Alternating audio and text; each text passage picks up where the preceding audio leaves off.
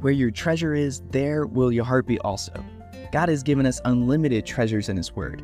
Every time we open it, we can discover a new treasure or admire an old one. What will we find today? Here's Carla Early with Treasure Hunt in the Word. I lived in New Orleans for 5 years. Believe me when I say the whole city was like a bowl. We left town with all our valuables once when a hurricane headed for a direct strike. They told us the storm surge would be at least 10 feet. So a couple of years after we moved and Katrina hit, I knew exactly how deep my apartment would have been in water.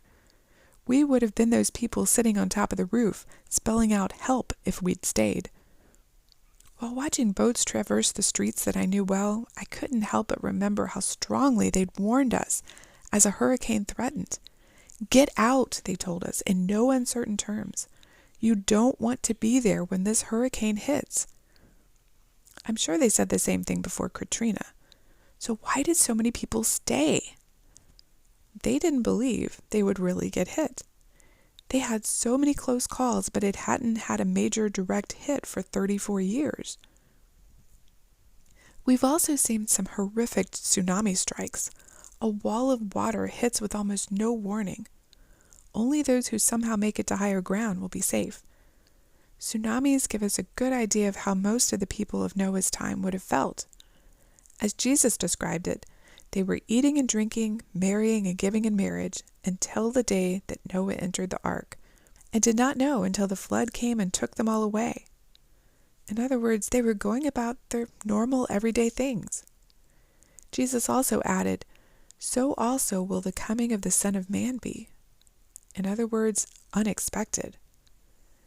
As with the flood of Noah's day, there will be nowhere to go for safety.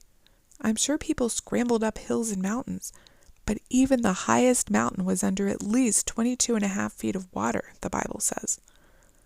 Let's get an overall picture of what happened from Genesis 7. In the 600th year of Noah's life, in the 2nd month and the 17th day of the month, on that day, all the fountains of the great deep were broken up, and the windows of heaven were opened, and the rain was on the earth 40 days and 40 nights. On the very same day, Noah and his sons, Ham, Shem, and Japheth, and Noah's wife and the 3 wives of his sons with them entered the ark. They and every beast after its kind, all cattle after their kind, every creeping thing that creeps on the earth after its kind, and every bird after its kind. Now the flood was on the earth 40 days. The water increased and lifted up the ark, and it rose high above the earth. The waters prevailed and greatly increased on the earth. And the ark moved about on the surface of the waters. And the waters prevailed exceedingly on the earth. And all the high hills under the whole heavens were covered. The waters prevailed 15 cubits upward, and the mountains were covered. And all flesh died that moved on the earth, birds and cattle and beasts and every creeping thing that creeps on the earth, and every man. All in whose nostrils was the breath of the Spirit of life, all that was on the dry land, died.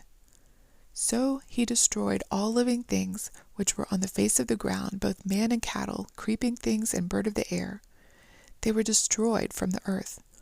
Only Noah and those who were with him on the ark remained alive.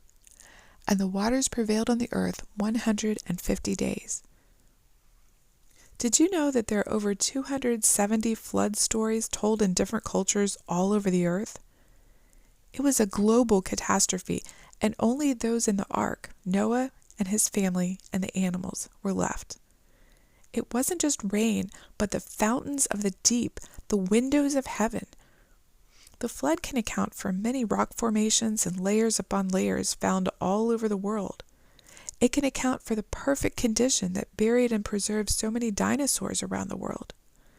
The flood and conditions after the flood can easily explain so many things that evolution scientists try to explain away with billions of years, like laying down multiple strata of rock and carving out the Grand Canyon and separating continents. It's really an intriguing study. What I'm saying is, those who discount the history of the Bible have to add millions and billions of years to their timeline. But God makes it perfectly clear in the Bible that the earth is only about 6,000 years old. In order to take the rest of the Bible seriously, we have to believe the first few chapters of Genesis. Of course, nowadays, that's not what public school teaches our children, and maybe that's not what you learned either. Are you open to learn more? If you want to look into it, the Answers in Genesis website is a good place to start. Or better yet, visit the Creation Museum and the Ark Experience up in Kentucky. You can contact us at treasurehuntintheword@gmail.com. We'd love to hear the treasures God has given you through His Word. You can listen to other episodes on our website, which you can find in the description below. Thank you for listening, and remember, where your treasure is, there will your heart be also.